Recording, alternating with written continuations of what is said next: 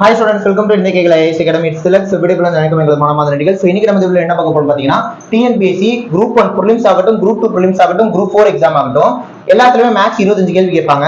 அதுல நம்ம 25க்கு 25 எடுக்கணும்னா ஒரு 7 விஷயங்களை மட்டும் நீங்க கரெக்ட்டா பண்ணீங்கன்னா போதும். 25க்கு 25 எடுத்துறலாம். அந்த 7 விஷயங்களை நான் இந்த வீடியோல சொல்ல போறேன்.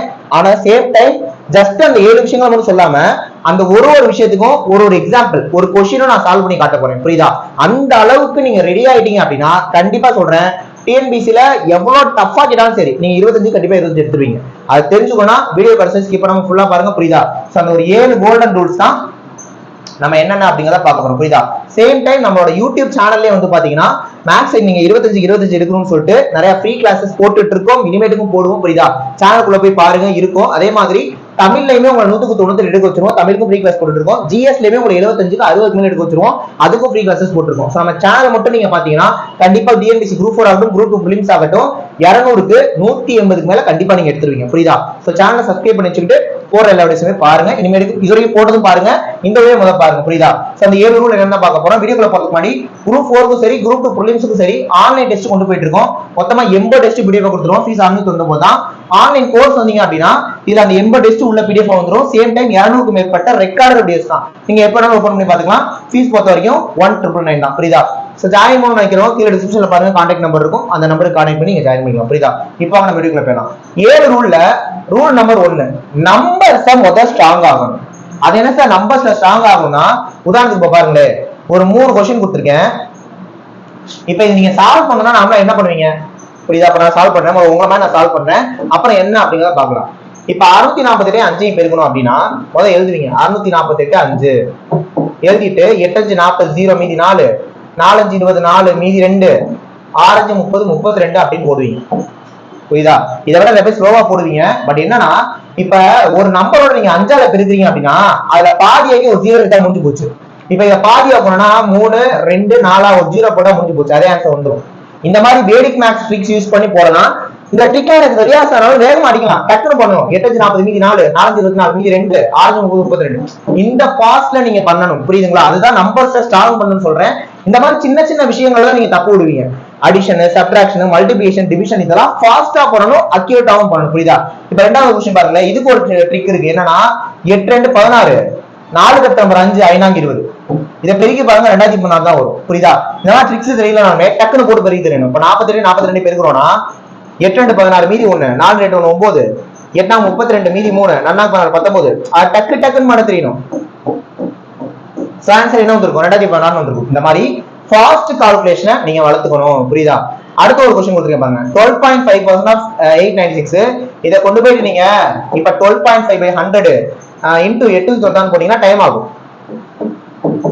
12.5/100 into 896னா இப்ப எப்படி சால்வ் பண்ணுவீங்க?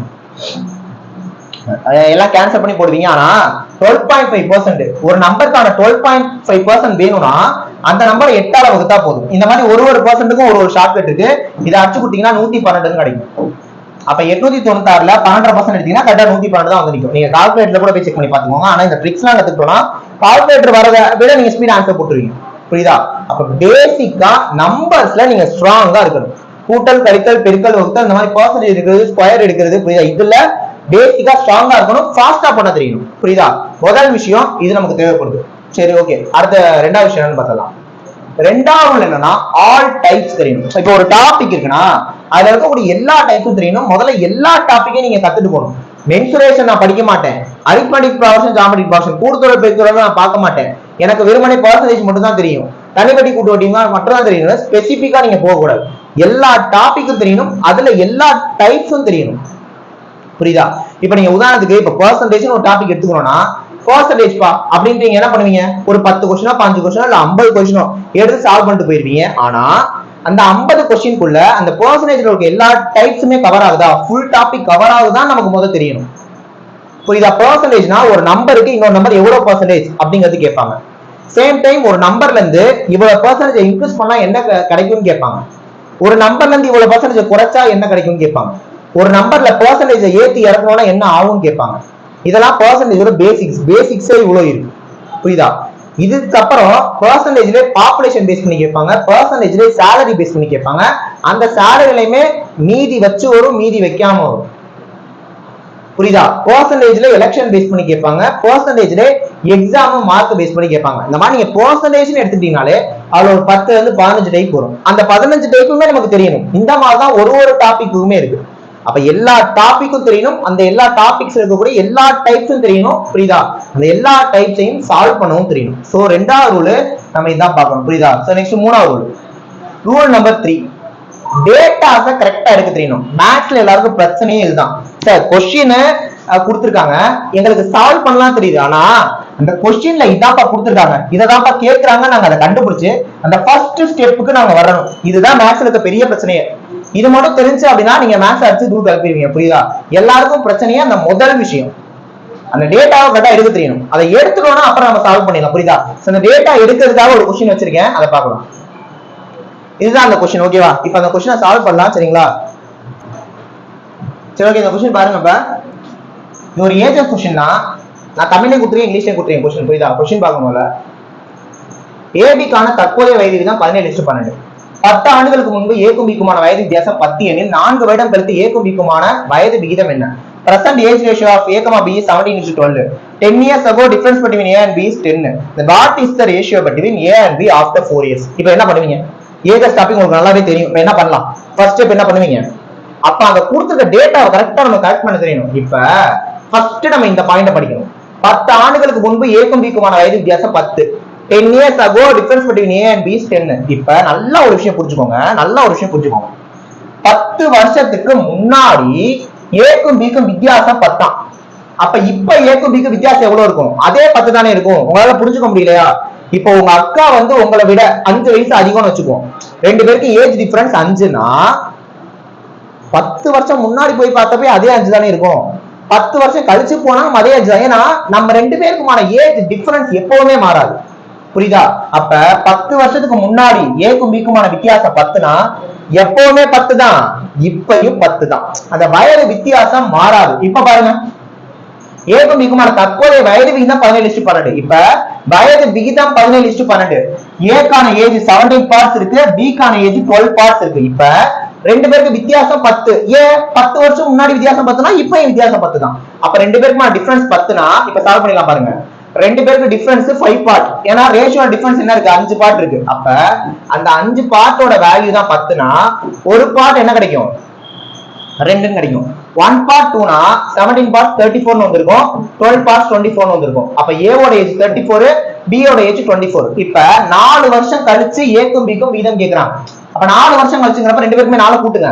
இவருக்கு 38,000, இவருக்கு 28,000. இப்ப நீங்க ரேஷியோ எடுத்தீங்கன்னா 19:14 வந்திருக்கும். அப்ப ஆன்சர் 19:14. புரிஞ்சா? இப்படிதான். இப்ப இந்த கொஸ்டின் வந்து கொடுத்திருந்தாங்க, நமக்கு அதுக்கான டேட்டாவை கரெக்டா எடுக்க தெரியணும். இந்த டேட்டா எடுக்கிறதும் எல்லா கொஸ்டினுக்கும் பண்ண தெரியணும். அப்ப மோர் நம்பர் ஆஃப் கொஸ்டின்ஸ் நீங்க பிராக்டிஸ் பண்ணி பார்த்துட்டே இருக்கணும். புரியுதா? இதை வந்து நம்ம ஒரு ரூலா பாக்குறோம். இப்ப அடுத்த ரூல் பாக்குறோம். அடுத்த ரூல் என்ன? ரூல் நம்பர் 4, கான்செப்ட் ஷார்ட்கட் ரெண்டையுமே ஸ்ட்ராங் பண்ணணும். நீங்க ஒரு டாபிக் எடுத்துக்கிட்டீங்கன்னா அதுல கான்செப்ட் ஷார்ட்கட் ரெண்டையுமே நீங்க ஸ்ட்ராங் பண்ணணும். இதான் நம்ம ரூல் நம்பர் 4 பாக்குறோம். கான்செப்ட் ஷார்ட்கட் ரெண்டையுமே ஸ்ட்ராங் பண்ணணும். இதுக்கு நான் ஒரு क्वेश्चन வச்சிருக்கேன். புரியுதா? கான்செப்ட் வைஸும் போட தெரியணும், ஷார்ட்கட் வைஸும் போட தெரியணும். ஏன் சொல்றேன்னா, நீங்க ஒரு சம்முக்கு ஒரே ஒரு டைப், அதாவது ஒரே ஒரு எப்படி சொல்றது, மாடல் மட்டும் கத்துட்டு போயிடுறீங்க. அது சால்வ் பண்றதுக்கு மெத்தட்னு இருக்கும்.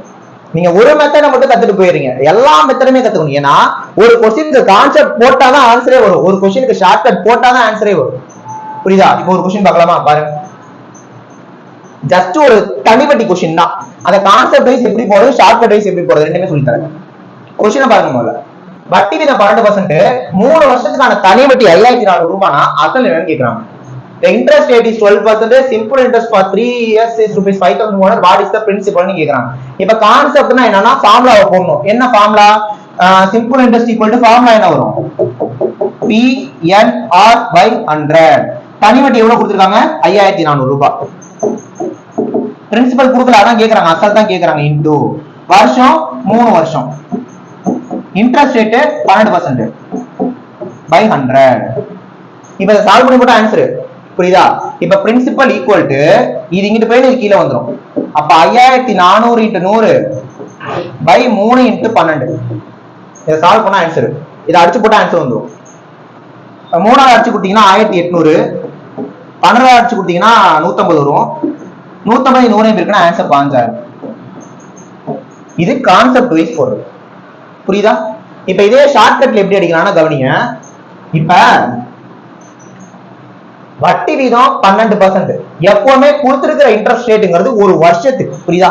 ஒரு வருஷத்துக்கு 12%னா 3 வருஷத்துக்கு எவ்வளவு வந்திருக்கும்? 36% வந்திருக்கும். வருஷத்துக்கு 12%னா 3 வருஷத்துக்கு 36% வந்திருக்கும். அந்த 36% தான் நமக்கு 5400 ரூபாய். நம்மள்ட்ட என்ன கேக்குறாங்க? அசல் கேக்குறாங்க. அசல் அப்படிங்கிறது எப்பவுமே 100%. அவ்வளவுதான். இத பாக்ஸ் மெத்தட் சொல்றோம். இதை அடிச்சு போட்டா ஆன்சர் வந்துடும். 36% 5400 100% என்ன? இதான் ஷார்ட்கட். இது கான்செப்ட், இது ஷார்ட்கட். இந்த மாதிரி ஒரு கொஸ்டினுக்குமே இந்த ரெண்டுமே நமக்கு போட தெரியும். போட தெரிஞ்சா எப்படி கேட்பட்ட கேள்வி கேட்டா நீங்க அழைச்சு தூக்கிட்டு வந்துடலாம். புரியுதா? இப்ப சால்வ் பண்ணி போட்டோம்னா இது ரெண்டையும் கேன்சல் பண்ணலாம், இது ரெண்டையும் கேன்சல் பண்ணலாம். கிராஸ்ல மட்டும் மல்டிபிள் பண்ணணும். இதை டிவைட் பண்ணி கொடுத்தோம்னா 9 36 25 நாள் 100. 9ஆவது அடிச்சீங்கன்னா 6 9 54 0. இப்ப 600 25 பெருக்கணும்னா 15000 அப்படின்னு வந்து. புரியுதா? ஆன்சர் என்னதுன்னா 15000. ஆன்சர் 5000. அடுத்த கேள்வி பாரு. அடுத்த கேள்வி அடுத்த ரூல் போயிடலாம். அப்ப ஒரு இதுல என்ன பண்ண தெரியும்? நமக்கு கான்செப்டும் போட தெரியணும், ஷார்ட்கட்டும் போட தெரியணும். நெக்ஸ்ட் பாரு. Rule number 5. ஃபார்முலாவை மெமரி பண்ண தெரியணும். புரியுதா? ஃபார்முலாவை மெமரி பண்ண தெரியணும். எல்லா ஃபார்முலாவுமே நீங்க படிச்சு தான் போகணும். அதாவது மென்சுரேஷன்ல சில பேர் நான் வீடியோஸ்லாம் கூட பார்த்திருக்கேன். நிறைய ஸ்டூடெண்ட்ஸ் சொன்னதையும் கேட்டிருக்கேன். சார் ஃபார்முலாலாம் படிக்க வேணாம் சார், ஒரு சில மென்சுரேஷன் கொஸ்டின் அடிக்கலாம் சார். அந்த ரூல்ல எங்களுக்கு தெரியும். என்னது? சர்க்கிள் வச்சு வந்தாலே என்ன, எந்த ஆப்ஷனு 11 டிவைட் ஆகுது அது ஆன்சர். ஏன்னா சர்க்கிள்னாலே நீங்க பை யூஸ் பண்ணுவீங்க. பையோட வேல்யூ என்னது? 22/7. அப்ப நீங்க ஒரு அதுக்கான ஆன்சர் 22 பெருக்கி போட்டிருக்கீங்க. 22 பெருக்கி வந்த நம்பர் 14 டிவைட் ஆகும். அதெல்லாம் எங்களுக்கு ஓகே. பரப்பளவு கேட்டா அது ஸ்கொயரா இருக்கணும், கியூபா கனளவா கேட்டா அது கியூபா இருக்கணும். பரப்பளவு ஸ்கொயரா இருக்கணும், கனளவா கியூபா இருக்கணும். இந்த மாதிரி ரூல் எல்லாம் இருக்கு. ஆனா அது ஆப்ஷன் வச்சு நீங்க போறப்ப, இப்ப பட்டத்தை வச்சு ஒரு கேள்வி கேட்டிருக்காங்க. 11 டிவைட் ஆகிறது ஆன்சரு. 4 ஆப்ஷன்ல 11 டிவைட் என்ன பண்ணுவீங்க? அப்படி இருந்தா என்ன பண்ணுவீங்க? அப்ப ஃபார்முலா படிச்சே ஆகணும். சதுரத்தின் பரப்பளவு a², சதுரத்தோட சுற்றளவு வந்து 4a, சதுரத்தோட மூலை விட்ட √2a, கனசதுரத்தோட வலைபரப்பு 6a², கனசதுரத்தோட வால்யூம் வந்து பாத்தீங்கன்னா a³, கனசதுரத்தோட மூலை விட்டம் √3a, செவ்வகத்தோட பரப்பளவு LB, செவ்வகத்தோட சுற்றளவு 2 × L + B, செவ்வகத்தோட மூலை விட்டம் √(L² + B²). கனசெவ்வகத்தோட கனளவு LBH, கனசெவ்வகத்தோட வலைபரப்பு வந்து பாத்தீங்கன்னா 2 × LB + BH + LH, கனசெவ்வகத்தோட மூலை விட்டம்னா √(L² + B² + H²). வட்டத்துக்கு போனீங்கன்னா பரப்பளவுக்கு πr², சர்க்கம்ஃபரன்ஸ் சுற்றளவுக்கு வந்து 2πr வரும். புரியுதா? நீங்க உருளை அப்படின்னு எடுத்துட்டீங்கன்னா உருளையில கர்வ்டு சர்ஃபேஸ் ஏரியா அப்படின்னா 2πrh வரும். Total surface area 2πr × h + r வரும். உருளையோட கனளவு ஃபார்முலா πr²h. கூம்புன்னு போனீங்கன்னா வளைந்த புறப்பரப்புக்கு வந்து பாத்தீங்கன்னா கர்வ்டு சர்ஃபேஸ் ஏரியானா πrl வரும். Total surface area πr × l + r வரும். கனளவுனா 1/3 πr²h வரும்.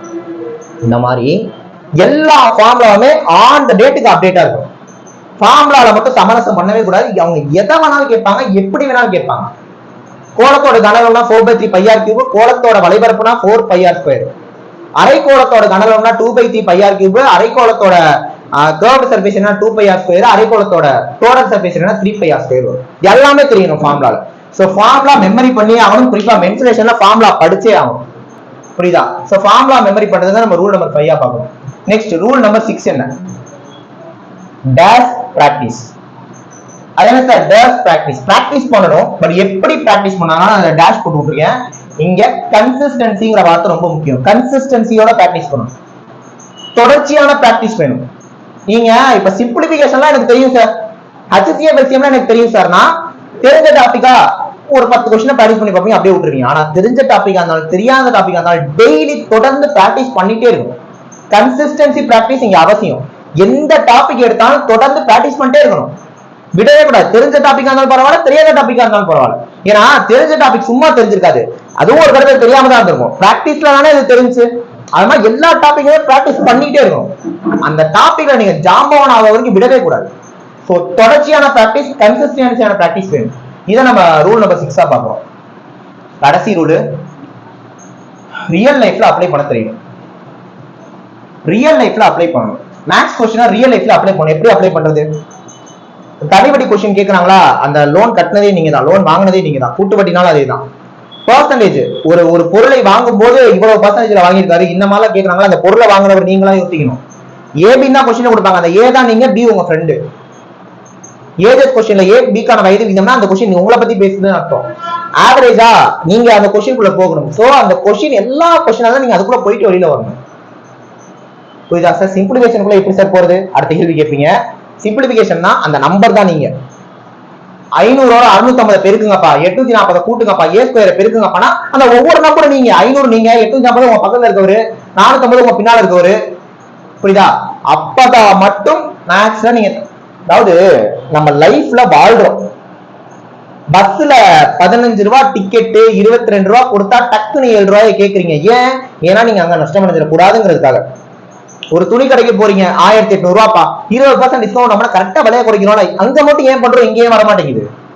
பிகாஸ் இதை நம்ம கொஸ்டினா பாக்குறோம், அதை லைஃபா பாக்குறோம். கொஸ்டினே ரிலேஃபா பாருங்க, கொஸ்டினே ரிலேஃபா பாருங்க, முடிஞ்சு போச்சு. அதனாலதான் சொல்றேன், ரியல் லைஃப்ல 25 கொஸ்டினுமே அப்ளை பண்ணணும். அந்த கொஸ்டின்குள்ள நீங்க போகணும், அந்த கொஸ்டின்ல இருக்க ஆள் நீங்க தான். அப்படி மைண்ட்ல பிக்ஸ் பண்ணி சால்வ் பண்ணுங்க. யாரு நினைச்சாலும் 25 எடுக்கிறது தடுக்க முடியாது. அப்ப அந்த 7 ரூலையுமே ஃபாலோ பண்ணீங்கன்னா டெஃபினட்டா சொல்றேன், நீங்க மேக்ஸ்ல கண்டிப்பா 25 எடுத்துருவீங்க. புரியுதா? சோ நம்ம சேனலை சப்ஸ்கிரைப் பண்ணி வச்சுக்கோங்க. கண்டிப்பா உங்களை குரூப் 4ல பாஸ் பண்ண வச்சிருவோம். புரியுதா? சேம் டைம் குரூப் 4க்கு சரி, குரூப் 2 ப்ரிலிம்ஸ்க்கும் கிளாஸஸ் போயிட்டு இருக்கு. புரியுதா? இது ஃபீஸ் டீடைல்ஸ் ஸ்டார்டிங்ல சொல்லியிருப்பேன். ஜாயின் பண்ண நினைக்கிறவங்க கீழே டிஸ்கிரிப்ஷன்ல பாருங்க நம்பர் இருக்கும், அந்த நம்பருக்கு கான்டாக்ட் பண்ணி ஜாயின் பண்ணிக்கலாம். நெக்ஸ்ட் ஒரு முக்கியமான வீடியோல பார்க்கலாம். தேங்க்யூ.